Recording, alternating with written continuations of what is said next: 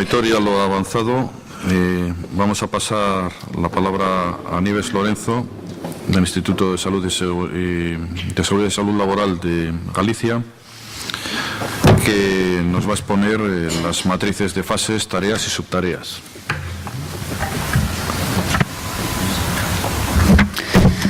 Hola, buenos días. A mí me toca exponer esta parte del trabajo, cuando se ha materializado este trabajo multidisciplinar que hemos hecho, ¿no? Ha habido un grupo de técnicos expertos en la materia, que han estado analizando los riesgos, los códigos, la metodología, y entonces, como resultado de todo ese trabajo, no voy a mencionar nombres porque son muchos los que han participado, pues se acaba identificando los riesgos por tareas, fases, subfases, y eso es lo que os voy a exponer ahora. Mencionar que tenemos un peso importante en las 4 comunidades autónomas respecto a trabajadores del sector de la pesca afiliados, ¿no? Tenemos en nuestro país, de los 37.478 personas, según datos que nos habían facilitado a mediados del año pasado, del ISM, pues de ellos 23.553 trabajan en la cornisa cantábrica. Es decir, que sumamos el 62,84% de los trabajadores de la pesca en estas 4 comunidades autónomas.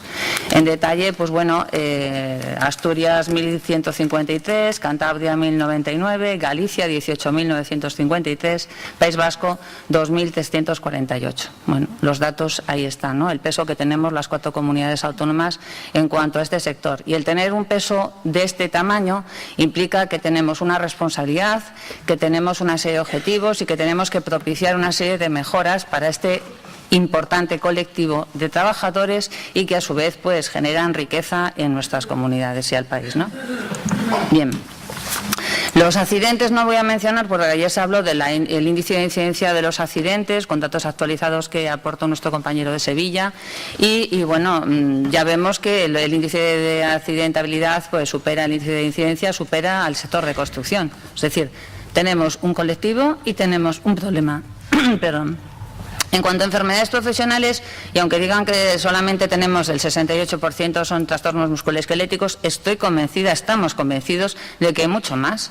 Pero si hacemos una vigilancia de la salud específica, si hacemos un seguimiento, si hacemos una buena identificación de los riesgos y una buena evaluación, seguro que aflorará mucho más. No es un sector en el que aparezca, no encubiertas, pero sí que no aflora todo lo que hay, no es nuevo, pero creemos que en este sector mucho más, ¿no? Por sus peculiaridades. En estas matrices, no solamente hemos abordado los trabajadores que se embarcan, no, que como ha dicho Aitor, el género aquí es importante y existe una segregación en cuanto a género, en que hay determinadas actividades que las realizan mujeres. Tenemos marisqueo a pie, la reparación de las redes. Ahora estamos, por ejemplo, en nuestra comunidad autónoma, perceberas a pie. Está predominando el género femenino frente a los hombres, que parece que es una actividad de hombres, pero al mirar los datos y al pedir los datos actualizados, pues lo hemos identificado. Y luego las empacadoras sin escatillas. Aquí el género sí que está segregado. Bueno, la metodología que se siguió para las matrices de fases y tareas, pues primero teníamos que localizar los sectores. Esto hace falta reflexionar. Estamos acostumbrados a trabajar y hay que identificar cuál es el sector, las artes, recopilar esa información, determinar cuáles son los puestos de trabajo, porque en un barco todos hacen de todo. Entonces habría que determinar los peligros, identificar los trabajadores expuestos, el riesgo y luego valorar el riesgo. Bien, es decir, necesitamos, para hacer esta vigilancia de la salud adecuada y específica, la individual y la colectiva, necesitamos conocer el puesto de trabajo, conocer las tareas que se realizan en ese puesto de trabajo y si participa en otras tareas junto con el resto de la tripulación, los peligros, los riesgos, la evaluación, y de todo esto saldrá la vigilancia de la salud, la individual y colectiva, y volvemos a generar nuevo conocimiento para volver a identificar nuevos riesgos, modificaciones en el puesto de trabajo, en las condiciones de trabajo que necesite, porque esto es algo en constante movimiento. Bien, las flotas que inicialmente, como esto ha sido ambicioso, inicialmente empezamos por la flota de bajura. La del litoral y de bajura. Luego dijimos, bueno, vamos a ampliar las artes extractivas y actividades relacionadas con la pesca. Rederas, mariscadoras, nescatillas, empacadoras, perceberos. Y luego las artes de altura y gran altura. Y ahora ya tenemos la trilogía de la pesca. Y la última parte. Bien. Entonces, en las artes de pesca, dentro de la flota de bajura, se seleccionaron las siguientes artes: acuicultura en batea, cacea, cerco litoral, cebo vivo, enmalle, línea vertical, marisqueo a flote, artes remolcadas, marisqueo a flote manual, nasas, palangre de fondo. En artes extractivas y relacionadas con la pesca, pues como cuando veíamos una singularidad destacable, pues se incluía. Marisqueo a pie, recursos específicos a pie, recursos específicos marisqueo por inmersión, recursos específicos es el percebes, que se denomina así, tienen su plan de gestión específico, rederas de artes de malle, rederas de arte de cerco, arrastre y palangre, rederas armado de otras redes, pues nasas, porque había una singularidad y el trabajo es diferente. Los vimos, estuvimos viendo los puestos de trabajo y nos acercamos a las naves, a los puertos para poder ver cómo trabajaban. Trabajos de armado y reparación de redes que se hacen en los barcos, manipulación y transporte en puerto, peces pequeños y peces grandes, labor que desarrollan aquí las empacadoras y nescatillas. Flota de pesca de altura y gran altura, el palangre, el cerco, el arrastre en todas sus especialidades, en total 27 artes. Todas estas están recogidas en las matrices. Bien. Luego hubo que recoger las tareas y subtareas. Hablamos del puesto de trabajo, qué hace cada uno, ¿no? Pues entonces había que ir a la flota, al arte y ver qué hacían. Entonces, bueno, dentro de la flota de bajura se determinaron una serie de categorías, es decir, toda la tripulación, digamos que son funciones que desempeña toda la tripulación, que sería el TT.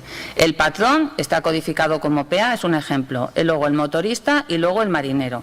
Entonces veremos después cómo se van construyendo estas matrices de exposición y riesgo en base a estos códigos. Bueno, lo mismo para todas las artes extractivas, cada una con su singularidad, ¿no?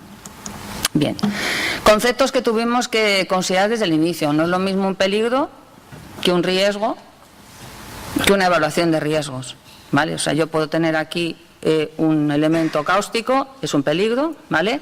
Si lo manipulo ya tiene un riesgo, y como lo manipule, pues determinaré el nivel de riesgo que tengo y la medida preventiva a adoptar. Bueno, la identificación de riesgos. Antes de hablar de la identificación de riesgos, quiero dar un repaso por las artes. Si funciona, estupendo.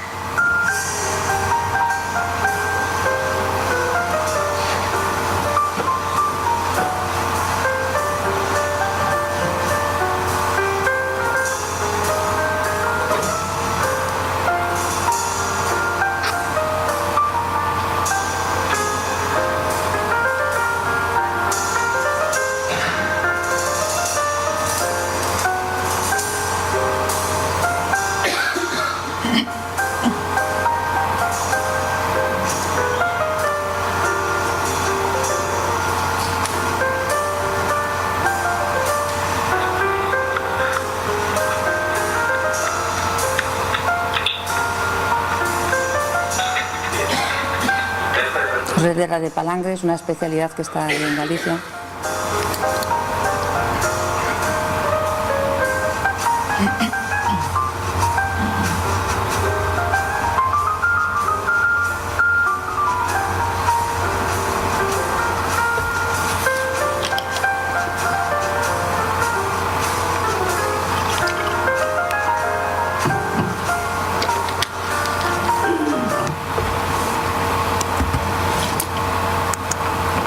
Bueno, aquí en es que me faltan las empacadoras, ya os digo, empacadoras sin escatillas, ¿no? Esto he ido sacando fotos a medida que iba visualizando allí determinados colectivos cuando he ido a ver los puestos, y entonces, bueno, está configurado así. Bueno, ya estamos en la identificación de riesgos, entonces toca agruparlos por elementos comunes, la elección de la flota, las artes, y luego ya definir las fases, tareas, subtareas y los códigos de forma de los riesgos en el buque.